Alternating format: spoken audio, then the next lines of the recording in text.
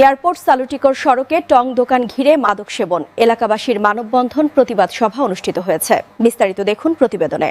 Sylhet airport ও সালুটিকর সড়কের মাদকসেবী ও কারবারিদের নিরাপদ জোনে পরিণত হয়েছে। দিনের বেলা যান চলাচল স্বাভাবিক থাকলেও সন্ধ্যা নামলেই পাল্টে যায় দৃশ্যপট।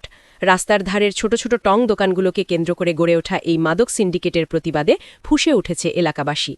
এর পূর্বে মাদকের বিরুদ্ধে ক্রাইম সিলেটের সংবাদ প্রকাশ করার পর প্রতিটি দোকানের আঙিনা থেকে মাদকের অস্তিত্ব আগুন দিয়ে জ্বালিয়ে দেওয়া হয়েছে। বৃহস্পতিবার বিকেলে সড়কের গুরুত্বপূর্ণ পয়েন্টে স্থানীয় সর্বস্তরের জনগণের উদ্যোগে এক বিশাল মানববন্ধন ও প্রতিবাদ সভা অনুষ্ঠিত হয়। মানববন্ধনে বক্তারা অভিযোগ করেন, এয়ারপোর্ট সংলগ্ন সিঙ্গারপুল এবং সালুটিকর ব্রিজ এলাকা এখন মাদকের অভয়ারণ্য। বিশেষ করে রাস্তার পাশের অস্থায়ী টং দোকানগুলোতে চা বিস্কুটের আড়ালে দেদারসে বিক্রি হচ্ছে ফেন্সিডিল ও ইয়াবা।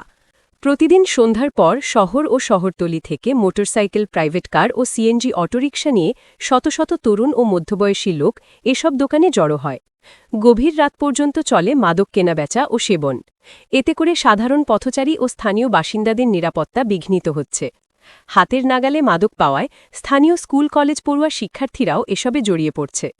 প্রতিবাদ সভায় স্থানীয় মুরব্বী ও যুব সমাজের প্রতিনিধিরা বলেন, আমরা প্রশাসনের দৃষ্টি আকর্ষণ করে ক্লান্ত। পুলিশি টহল বাড়লেও মাদক কারবারিরা কৌশলে তাদের কার্যক্রম চালিয়ে যাচ্ছে। যদি দ্রুত এই টং দোকানগুলোর আড়ালে চলা মাদক ব্যবসা বন্ধ করা না হয়, তবে এলাকাবাসী নিজ উদ্যোগে এসব উচ্ছেদ করতে বাধ্য হবে। এ বিষয়ে স্থানীয় থানা পুলিশের সাথে যোগাযোগ করা হলে তারা জানান, মাদক নির্মূলে তাদের অভিযান অব্যাহত রয়েছে।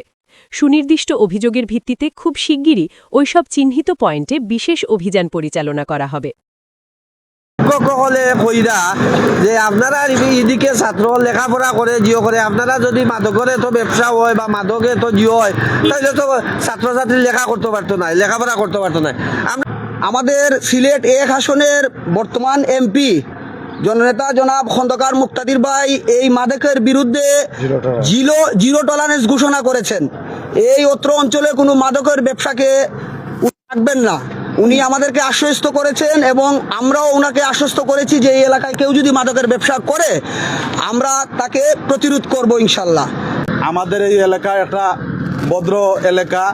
আমাদের এই এলাকায় কখনো মাদকের সাথে কেউ আপোষ করেনি, ভবিষ্যতে ইনশাল্লাহ মাদকের সাথে কেউ আপোষ করবে না।